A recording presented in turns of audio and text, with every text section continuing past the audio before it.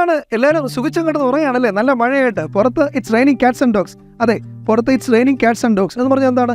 പുറത്ത് അതിശക്തമായ മഴയാണ് എന്നാണ് ഉദ്ദേശിച്ചത്. അല്ലാതെ പുറത്ത് മഴയത്ത് പട്ടിയും പൂച്ചയും വരുന്നു എന്നല്ല. Okay, it's raining cats and dog. It was raining cats and dogs. Okay, ശക്തമായ മഴയാണ്, ശക്തമായ മഴയായിരുന്നു. ഓക്കെ, മഴയ്ക്ക് അല്പം കുറവുണ്ട്. ഇംഗ്ലീഷിൽ അങ്ങനെ പറയും. അതാ പിടിച്ചോ ഒരു English walk. There is a let up in rain. There is a let up in rain. അതവിടെ കൊടുക്കുന്നുണ്ട്. കേട്ട് മനസ്സിലായിക്കോളൂ, ഇല്ലെങ്കിൽ കണ്ട് മനസ്സിലായിക്കോളൂ. There is a let up in rain. മഴയ്ക്ക് അല്പം കുറവുണ്ട്. എന്താ മനസ്സിലായില്ലേ? അപ്പോൾ ജാടയ്ക്ക് ഇങ്ങനെയുള്ള വാക്കൊക്കെ ഇംഗ്ലീഷ് ഉപയോഗിക്കുക, സംസാരിക്കുക.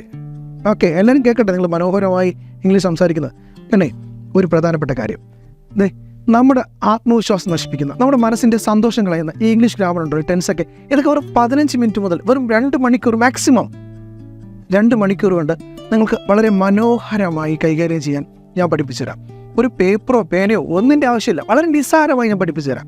2 മണിക്കൂറാണ് ഞാൻ പറയുന്നത്, മാക്സിമം 2 മാസമല്ല.